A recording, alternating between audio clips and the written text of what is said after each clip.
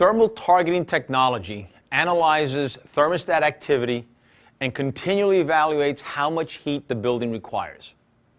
When it's very cold outside, the heat demand is high, and the hydrostat will raise the boiler's target temperature to provide needed heat to the home. When the outside temperature is milder, the heat demand is lower.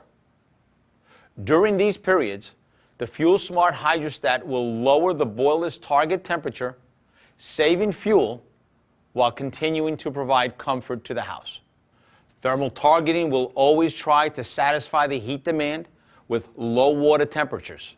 The lowest target temperature calculated by the hydrostat is 145 degrees. The highest temperature is the high limit set point, which you determine. When speaking about thermal targeting, I like to make the analogy to cruise control on a car.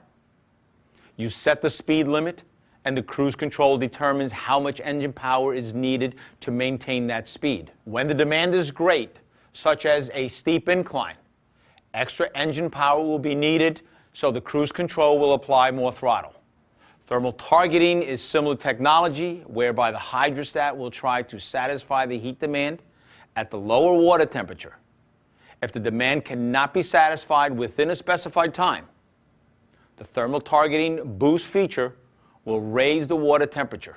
Thermal boost is automatically applied at set intervals determined by the economy setting. A low setting will apply thermal boost at quick intervals, while a high setting will delay the boost interval, thus providing greater fuel savings. As an example, if the economy setting was at 1, the heating system may delay increase in the temperature by 15 minutes. If the economy setting were more aggressive, such as the number 3, the thermal boost delay would then be 25 minutes.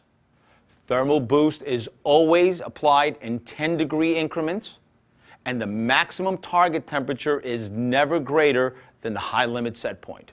It's important to note that the hydrostat does not always begin every call for heat at its lowest target temperature. It remembers the ending temperature of the last heat cycle. An auto-reduce function will then subtract 5 degrees from that temperature, and that becomes the new starting temperature for the current cycle. The purpose of the auto-reduce is to always attempt to heat with the lowest water temperature possible, and if needed, apply a temperature boost.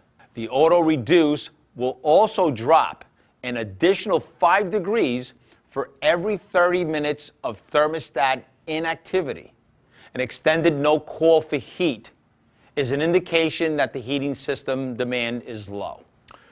To look back at our cruise control analogy, the hydrostat is constantly monitoring the thermostat activity to determine the heating demand and regularly changing the target temperature to meet that demand.